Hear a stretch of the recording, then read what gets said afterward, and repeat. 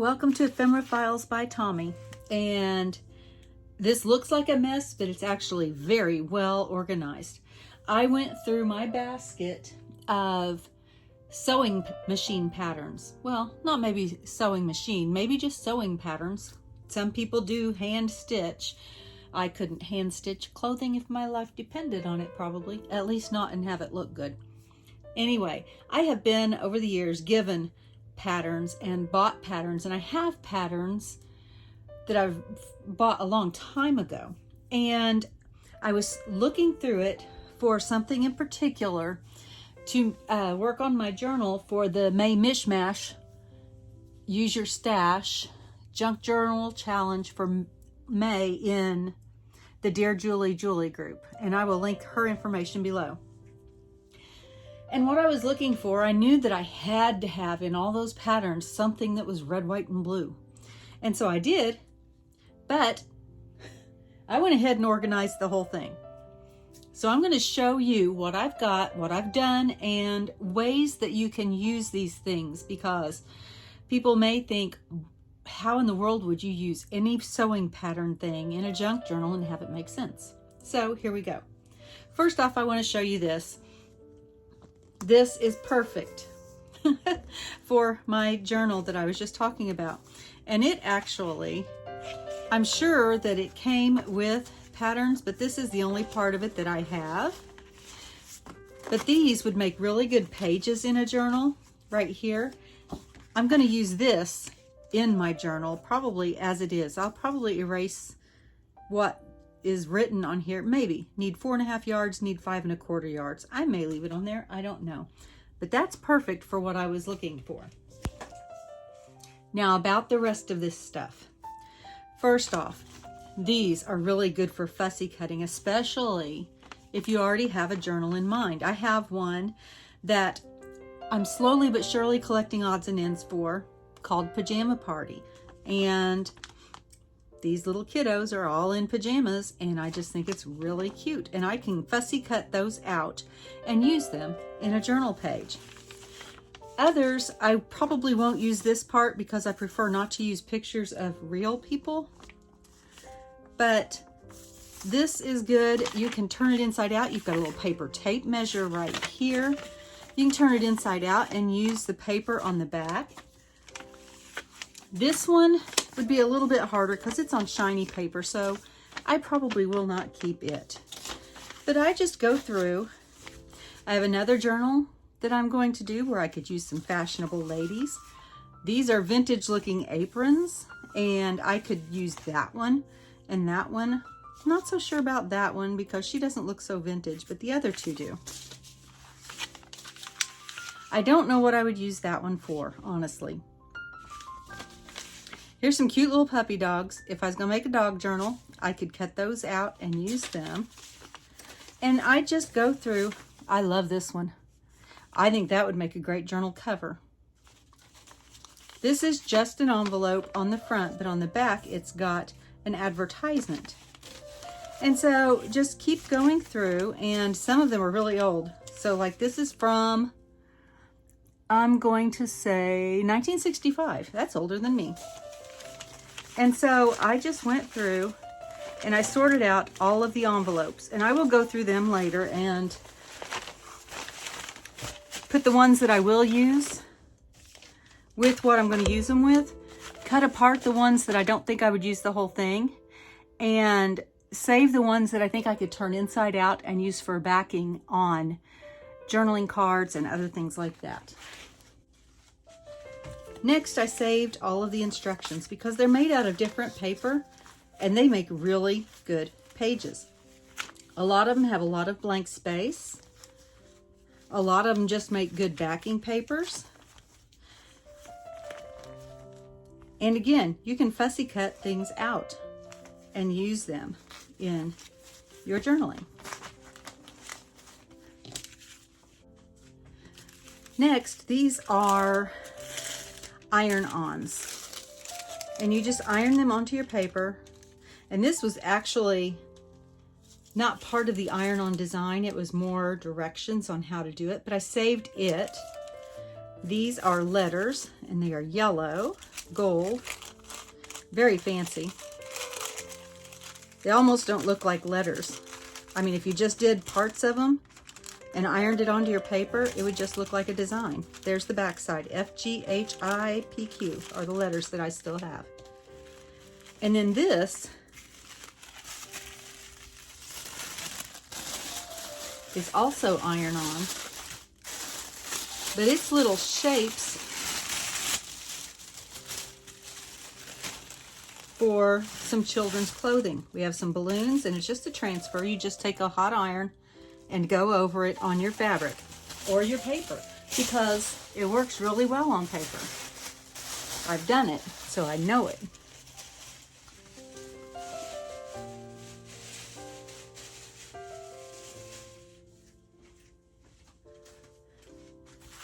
Then I had a couple of patterns that had these completely blank pieces. They're just completely blank. There's some diamonds in it, which I'm going to say are for placing the pattern. There's a number 2 that is punched out in dots, and that's it on there. And a lot of patterns have big open empty spaces, especially if you have like a skirt pattern that's like a full skirt. There's another one, again with the diamonds. And that one has the number 3 on it. And then a large sheet and another smaller sheet. These work really well for whatever you would use regular tissue paper for. And these are the actual pattern pieces. Now I did sort them. I sorted them into tans and yellowish and light colors, light gray and white. And you can use these like this. I use them on master boards a lot of times. And if you don't know what a master board is, you just take bits and pieces of paper and such, glue it to a backing. This happens to be part of a grocery bag. Glue them to a backing, but I don't like to just leave them glued to the backing. I like to have something to seal everything all together. And so I will take a piece of the pattern paper, glue the entire master board, and then smooth the paper over it. And it seals it in and just gives it a cohesive look. I really like that. And that was with a piece that had no printing on it, but here are some with the printing. And I think that they look really, really cool. And on the back, I've used tissue paper. You can do the same thing with tissue paper. Let's see. Pattern paper, though, I think a lot of times is a lot thinner. And so it's more see-through. Like this, I used a second layer of a napkin, and it's a little bit less sheer than the side with the pattern paper on it.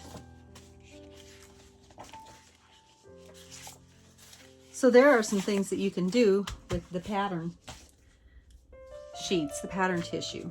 I also have this great big paper pattern. It wasn't tissue paper. It was just the sleeve and a dress adapter. This is a master pattern. Trace the correct size on tracing paper. And that's just a whole lot of blank pages, blank space. And then as I was going through that particular basket of patterns and things, I found this. And I know that I got this a long time ago. And I didn't ever open it because I had no idea I had these things. So this is not really, this kind of a thrifty, but I'm not really calling it a thrifty, but you can call it a thrifty if you want.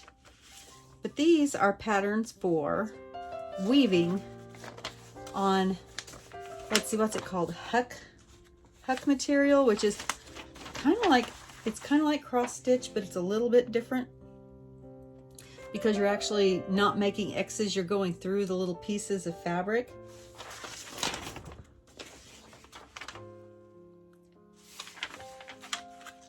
And so there's that one, along with this old envelope from 1957. This one's 1956. Oh, and there are notes on here. And I think that this one is a quilt.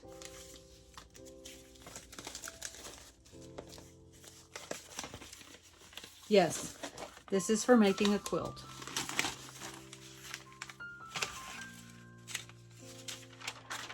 And that's all blank. So you've got this, which I love the way that looks, and then you've got all that blank paper on the back. And then this.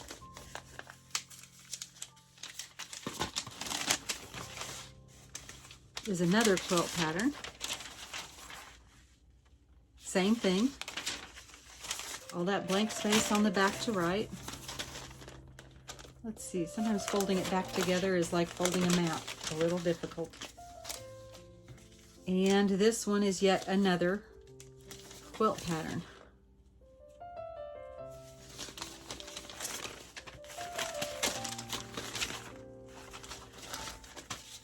So when you see the quilt patterns in your store, in your thrift stores, don't just pass them by because you don't sew, you don't make clothes, you don't do this. This one, oh look, here's another of the iron-on transfers.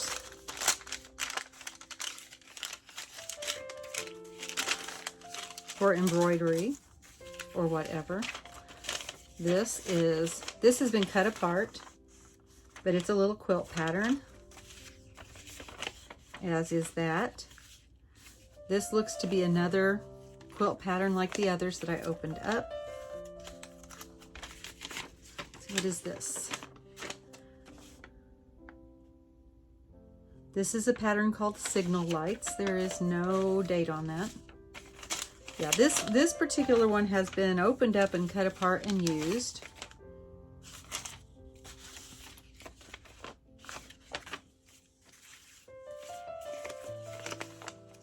Oh, and then here is the instructions for the Pansy applique quilt.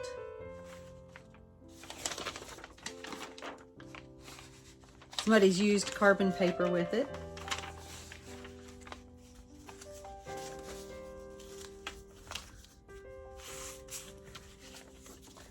Let's see, and then there's some booklets in here, and these are for Huck towel patterns. And again, you're stitching behind the weave of the fabric, which you may not be interested in doing the stitching, but those would make really cool pages. That one was in this envelope, and this one had a bunch of stuff in its envelope. Let's see, was it that? It was not that. Nope, this one just had, what did that one have in it? I must have already sorted it because I opened things up and then it may have just been a pattern. This I am going to steam open because I can't tell what's inside of it. I think that it's, let's see, you receive one porcelain doll, Heather or baby. Okay, so this is collectible dolls. It's an advertisement that probably came with whatever Miss Martha Hudson ordered. This is packaging from a quilt batting. It's long. And it wrapped around it. It's very big. I don't even think all of it gets on the screen. But here, I'll do this. And then move it up. And then move it up.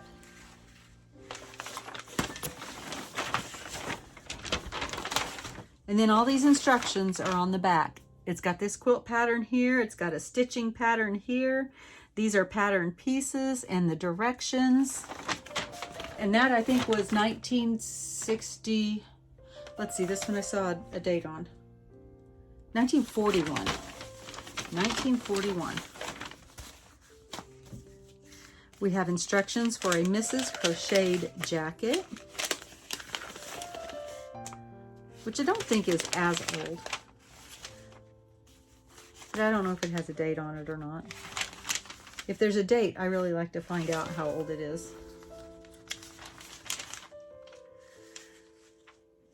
let's see.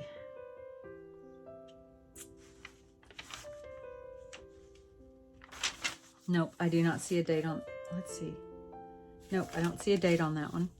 Here are some more booklets for the Hucktail patterns. Let's see, there's that one, and that one, and that one, and that one. This is a work basket from 1950. My mom used to get this magazine all the time. And I keep looking for these, and I had one and didn't even know it. And then Aunt Ellen's How-To on Needlework for readers of the work basket. And this is from 1954. And I just think that's cool. I can't crochet, I can't knit. I can crochet like a chain or a little decorative edge on something, but that's about it. All right, so hopefully that inspired you to give a second look at patterns and things that you can do with them. Don't just pass them by, because we don't want them to just land in the landfill. If you can do something with it, you ought to do it. Thank you for joining me today, and as always, be kind. Bye.